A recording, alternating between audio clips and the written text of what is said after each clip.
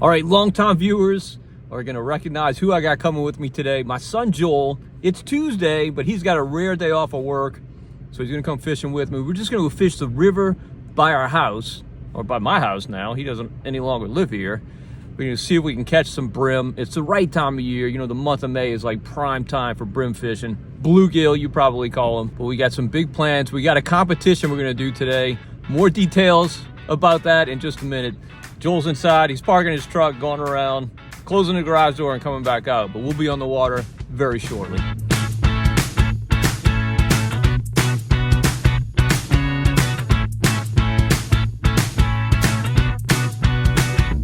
All right, we've come into a backwater area on the river near my house. This place is absolutely stunning. Look how beautiful this is. Now, Joel's got a good many fishing skills. But one thing he's exceptionally good at is brim fishing, so that's why I brought him along. So we're gonna go hit these cypress trees. Got some cypress trees and lilies, if you see all that along here, and see what we can find. Now the water's way up. We had a ton of southeast wind this weekend.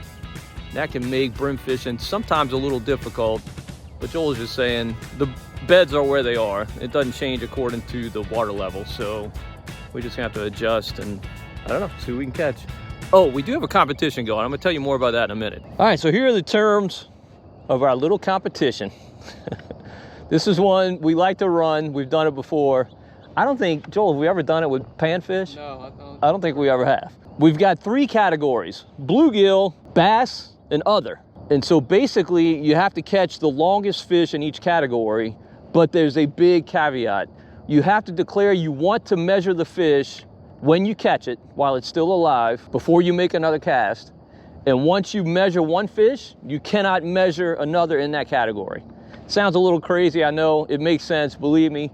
You'll figure it out as we go along. But I'm gonna head for that other category first. Oh, and other is anything, literally. It could be a gar, it could be a sockeye, it could be catfish. bass. What else? Well, no, because we got a bass category. It could be a goggleye. Yep, anything like that. But I'm gonna start, there may be still some sockeye up shallow spawning. Why not, right? I mean, it's early May. Could definitely be some sockeye up. So I'm gonna throw this slab hunter minnow that's provided me such great luck throughout this entire spring. Joel is going with a cork and a worm. Probably a smart choice. He'll definitely outcatch me as far as numbers, for sure. Incidentally, I am wearing a coat, even though it's the month of May, because it got down to 60 last night. It's mid-60s right now. It's warming up. I'm gonna be shedding it soon, but the boat ride was a little chilly. Water temp is 72. Everything should bite in that. Water's got a definite little stain to it. We got some rain yesterday,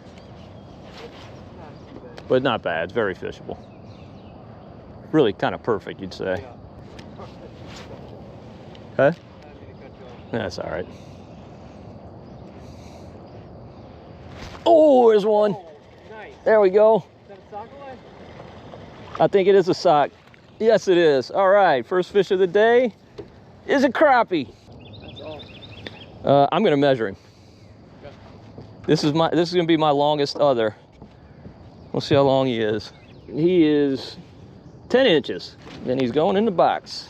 All right, so I got an early lead. This slab hunter minnow has been a revelation for me this entire spring. It's just a fish catcher. It's a crappie catcher. Oh, I forgot to say what the punishment was for losing. The loser has to buy the winner dinner. It's early, but so far Joel's buying me dinner. We've been fishing, what, 3 minutes? Those bluegill are gonna bite better as that sun gets up. You know that. Middays when they feed the best. After a chilly night, they might be kind of lethargic. Oh, that one went. Oh, shoot. Uh-oh. Oh, I haven't. Uh-oh. Oh, he's small. Is he small? I don't know. Man, he looks like he's putting up a fight. Take that back. It might be a... No. It's good. Oh, dude, that's a good brim. That's a good one. Is that your measurer? Yeah. What you think? You need pliers? No, I'm not gonna measure him. You want pliers? Yeah. Joel is on the board. He says he's not going to measure him. He's waiting for a bigger one. Probably a smart move. But he's still an eater. I think you made 5 casts. Yeah, I think you should probably wait. Probably some bigger ones to be had. Oh yeah, he's an eater for sure. Definitely. Now the good thing with this place, in addition to having some pretty good pan fishing, is how beautiful it is. Stunning. Just a stunning fishery. I know what that was. I know what that was. Throw right there. Oh, yeah.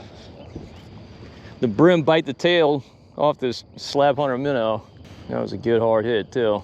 But I got more. Oh. Uh-oh. You missed it. Take down? Still on there? Oh, yes. It's on the smaller side. I think you should measure him. Oh, that's good. No, Joel's got another one. He's getting dialed in. By good, I mean Small.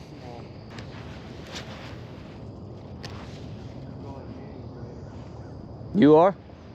Oh, to get all that stuff? Well, there we go. Uh-oh. Oh, my good goodness. gravy. Dude, I'm gonna get the net. Yeah, get the net. Yeah, where's the net? Look at this bass. It's behind the seat. That is huge. Is he in the pads? Nuh-uh. No. Oh, I got a death grip, so he should be okay. He's not gonna bend it. I can't turn him though. Yeah, I know. It's a matter of the line breaking. No. All right. All right. Yes. Look at that fish. You see, Joel knows. Joel's fished this Wow. river more than I have. That's awesome. So he knows this is a really good bass for this river. All right. Look at this. That's great. This slab hunter minnow, man. Beautiful. That's a really nice fish. Joel's got one. Is that a goggle? It looks awful dark. That's a dinner plate. What is that? Oh, it's a shell cracker. It's a chinquapin. He's just super dark. Super thick. Now that does count as another, but you're going up against this. But it is total You inches. have a bass category though. Oh, you're right. You're going put up that in the against the bass sockeye. category. But and now it is total inches for the day. So, dude, this thing's 16 inches. That's a good really fish. nice fish. I think it's a chinquapin, right? That's what it looks like to me. Let's get that. It's not a bluegill. Get that weird. No, it's a bluegill. It's definitely a bluegill. Man, he's black. That thing is black. That's a bluegill. Okay, well. Just give you an idea. Yeah, see, we're not gonna. Yeah, he's like 8 inches. You find you catch more bluegill around cypress or around grass or vegetation? Probably vegetation. Vegetation, okay. And Oh, he's got another one. damn. Oh, that's. Not big, but put him on the stringer. He's a keeper. He's a keeper. Put him on the stringer. If you haven't seen my previous videos, this technique I fish with this slab hunter minnow is basically just cast and retrieve with really kind of a slow retrieve. I want the bait about halfway up the water column, and I definitely focus on cypress trees, stuff like this. Made a bunch of casts here. I haven't gotten anything on that group of trees, but that's where I focus. Do catch some. Joel's got a brim. I do catch some around grass, but I really prefer throwing at the cypress trees. It was a great pattern for me all spring. Our crappie here in South Louisiana starts spawning in February. March is prime time. May is definitely late. Definitely late. April's a little bit late, but you always have some stragglers, some fish that get up late. That's what I'm hoping to catch today. This bait is just a little bit too big for most of the bluegill that we have here. Could catch a big, what we call chinquapin, red ear, shell cracker, lake runner. It's got a bunch of different names. But you can see this bait is really large for a bluegill. I'll switch to a cork and a smaller jig at some point, but I just really like this style of fishing. and it's super productive. Uh-oh.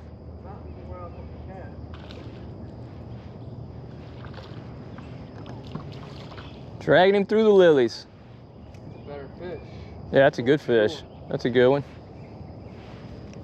Put him in the box. Dude, such a nice morning. Oh, no. Good day to have off of work. Okay. Yeah. So good. That's what I'm saying. I said it could have been a fish. Got another one. Joel is whacking them. Oh, that's a good one. That's a good one. That's a big tank. Is that your bluegill weigher? You think you can catch one bigger than that? That's a big one. Do you want to weigh him or not? No. Really? Okay. Joel's rolling the dice. I don't think he's going to catch one bigger than that. It's pretty big. Yep. All right, Joel's gonna measure him. We can call him 8 inches. Beautiful spring day on this scenic river, catching fish. Doesn't get any better, because you know it's coming 2 months from now, 1 month from now. Joel's definitely getting the number award. If we had set up a category for that, he'd be killing me.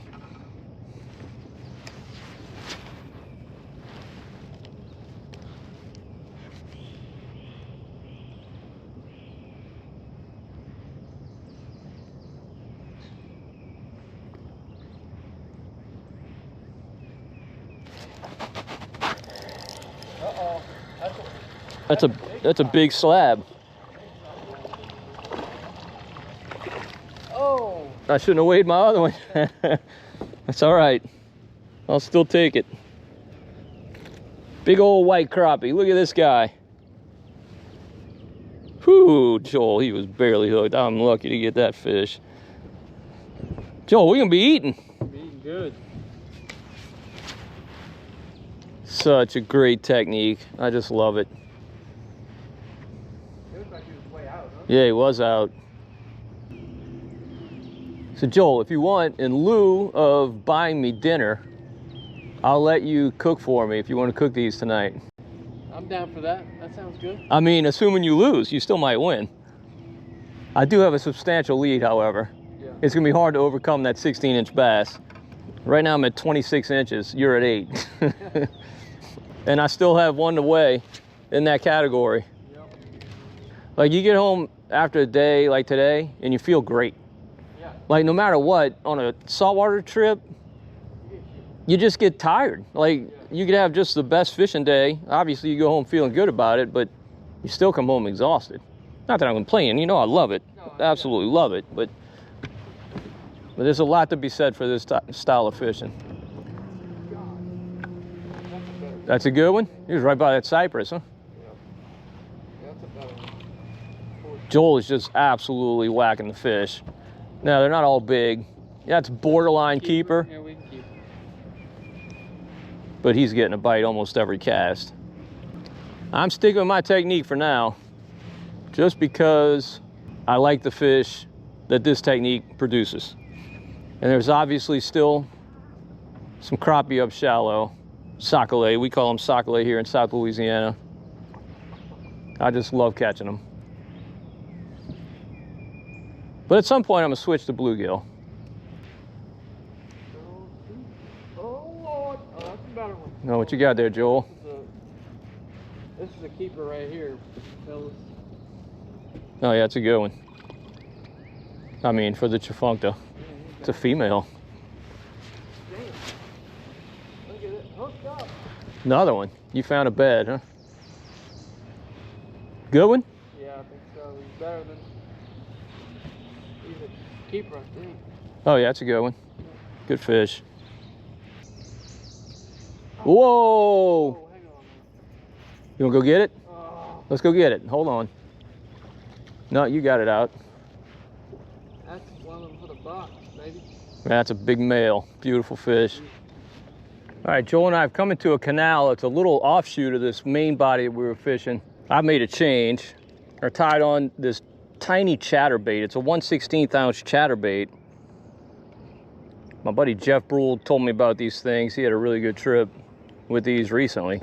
Kind of crazy to change from that slab hunter minnow. I got so much confidence in that, but I really want to try these things. And just, man, feeling this thing in the water, it feels like a legit chatterbait.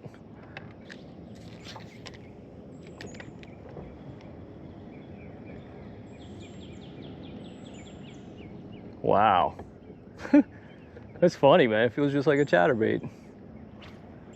I know they make these in 1/16 and 1/8 ounce. The 1/8 ounce look to be bigger. Obviously they're heavier, but they also look to be bigger. I'm gonna fish it a while. If it doesn't produce, I'll go back to that slab hunter minnow, or maybe I'll throw a cork, try and catch some bluegill like Joel. I'm looking forward to fishing this thing next year during the big Sac-A-Lait run. Oh, you got him? He hung me up in the... What kind of fish is that? That one? Oh, that's a pumpkinseed. Pumpkinseed. These never get too big. No, they never get big, right. That's about as big as they get. Yeah. Oh, baby. Oh, you got one? Dude, that's something big. I don't know what it is. Looks like a bluegill. It keeps turning sideways. No, it's a goggleye. It's a goggle. It's a good goggle. Ooh, real good goggle. Really nice. You gonna weigh him as your other? No, I wouldn't. No, that's a really pretty goggle. Let me get a picture of you. Do you catch a lot of goggleye on this river? No, not. I generally don't. I don't catch a lot. I catch a few, but not a lot. I wouldn't say they're uncommon, but yeah, it's not like the basin. it's not like the pearl either. Yeah, the pearl. Yep. You wonder why? I love goggleye. I don't know why. I got a definite affinity for them. Like, I really much rather catch that than a bluegill. They're cool looking too. Yes. And they're like ferocious. Like, they'll hit your big bass craw. Yeah. But dude, look how beautiful that is. Like, that's a beautiful scene. Oh yeah. Oh.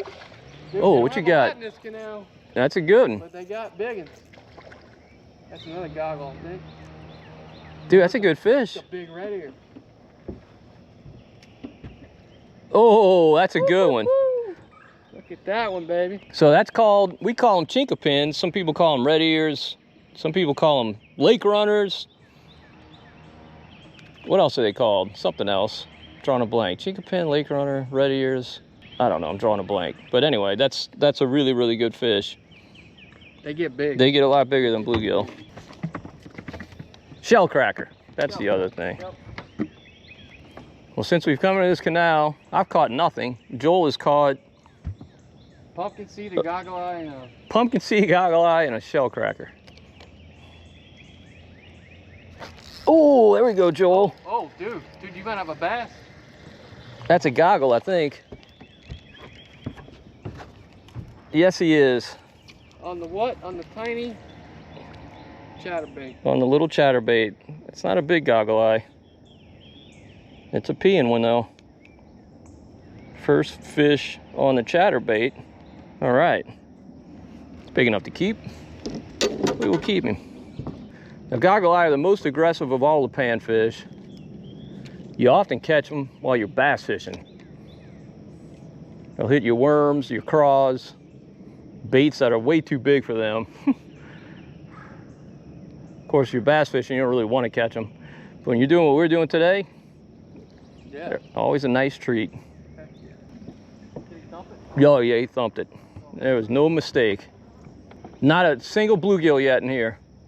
Water's a degree warmer in here, but that shouldn't matter.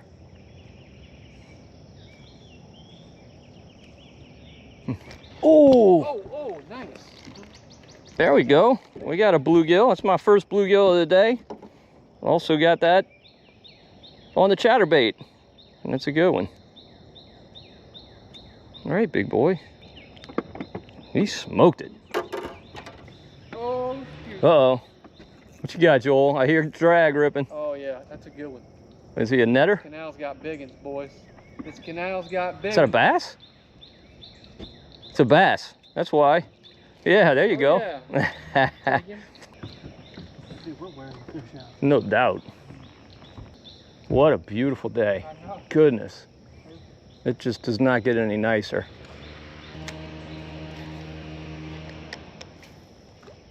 Oh, goodness. Whoa. I don't know what he is. Oh, it's another bluegill, a big one. Big bluegill. Big one.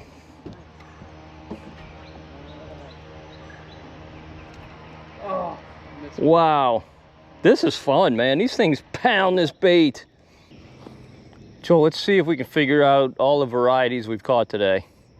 Bass, crappie, bluegill, goggleye, chinquapin. Pumpkinseed. I think that's it. 6 varieties or different species of fish. I can't even move. Oh, you hung? No. Oh, you did he come off? It must be it. What is this?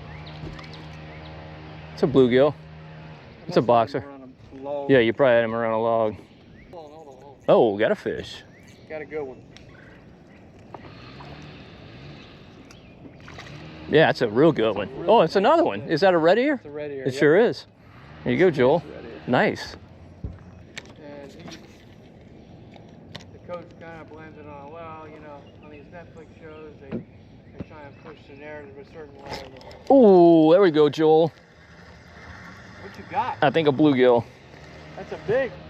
Yep, Oh, yeah. big old bluegill. Goodness, that might be the bluegill of the day right there. Yeah, you're right there. On the chatterbait. That's a real. Look how fat he is. Nice. Very nice. 2 big fillets here that Joel will be cooking. Well, I really thought this bait would be too big for bluegill. I mean, it's sizable, at least compared to a bluegill's mouth, but they're definitely getting a hold of it. Certainly, I've had a few that have tapped it and weren't able to get the hook, but these bigger fish definitely are able to get their mouth around it. You're not going to catch a small bluegill. No, right. Yeah, you're not going to catch a baby. And they clobber it, man. They've been hitting it hard. Super fun way to fish them. I'm a fan of the baby chatterbait. Oh, that's got to be a fish right there, man.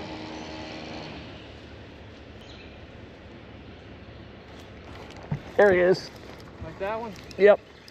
Dude, that's another nice one. That's a big bluegill. Yep. Nice. That's a big one.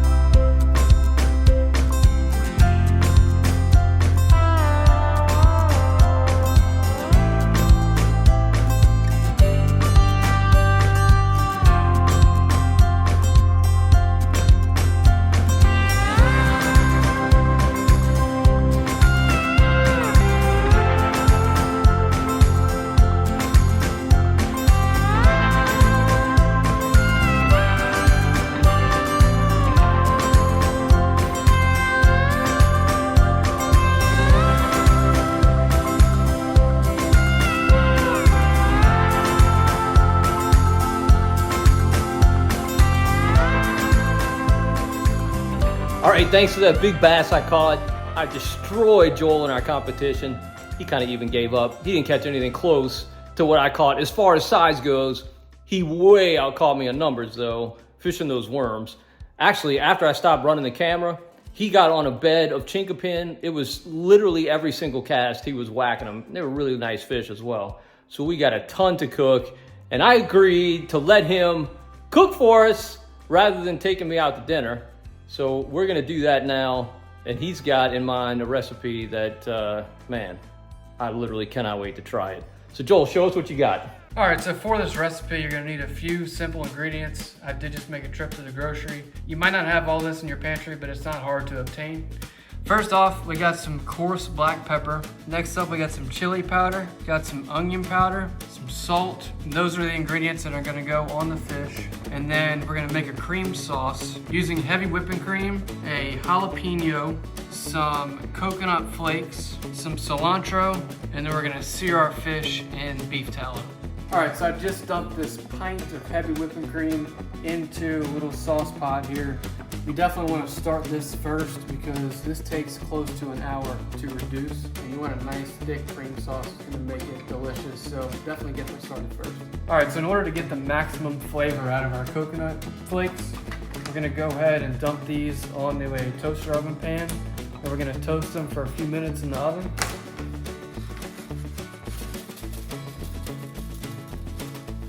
And these are gonna go in our cream sauce. They're gonna get nice and golden brown, be delicious, and this is really an important step. All right, so right now I'm stirring this cream. You wanna keep a close eye on your cream to make sure it doesn't burn. And we got a little bit longer with this, and then we'll get started on the fish. All right, so this cream is looking really, really good. It's nice and reduced, nice and thick, just how you want it. So now we're gonna move on to searing our fish. And before we sear them, we gotta season them. So first off, we're gonna start off with the salt. Just put a nice sprinkling of that all over the fish. All right, and then next up, we got our black pepper. And then we've got some chili powder. Get a nice dusting of that, add a little bit of smokiness to it.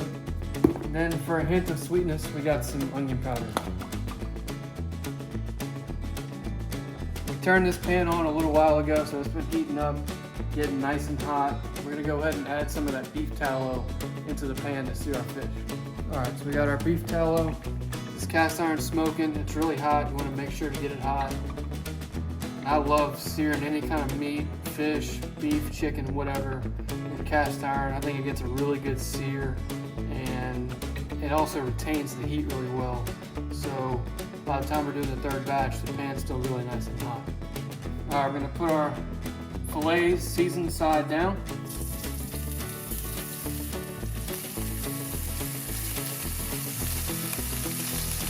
So while those fillets are searing, we're gonna go ahead and chop our cilantro, and also we're gonna chop our jalapeno. We took the seeds and the ribs out of the jalapeno.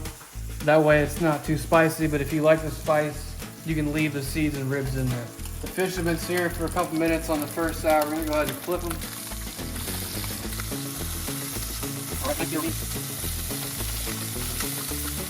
Let them go for a little bit longer, and then we're gonna plate them up. Just taking out our last batch of fish here. That's all the fillets, they're done. And next up, we're gonna move on to finishing off this cream sauce. Here's our cream sauce. Really nice consistency here. You can see how thick that is. Absolutely perfect. We've already got the jalapenos in there. We wanted to let them cook for a little while so they got a little bit soft. So now we just gotta finish it off. First up, gonna add the toasted coconut flakes that we toasted at the beginning. Put them in the pot. All right, looks like about enough. Next up, we have our cilantro here. Just gonna chop that up a little bit more, and that's gonna go straight into the sauce.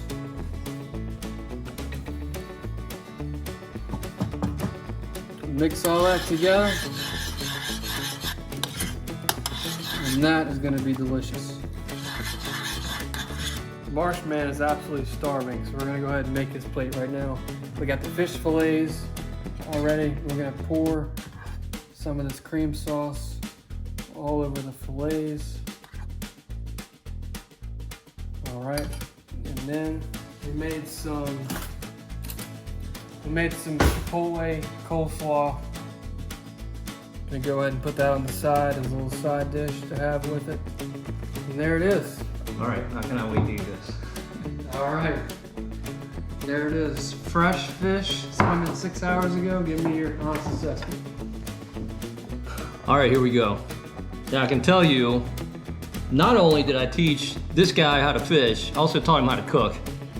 So I have no doubt in my mind this is gonna be good. It really, really looks good. But taste will tell. Let's see. Ridiculous. Ridiculously good. How could it not be with these ingredients? Now, I'll tell you this. We both agreed to kind of go easy on the jalapeno. We could have probably added a little bit more. Both of us are kind of spice wimps. But if you like a little heat, you could add more than we added. or you could add the seeds and the ribs, but it is so very, very good. The coconut and the cream works together, obviously adds a lot of sweetness. You get that little bit of heat from the jalapeno, and cilantro makes everything better. I mean, it just does. This is a delicious dish. I will definitely make this at some point. Love it. Give it a try on your own. Trust me, you won't regret it. That's what I like to hear, baby.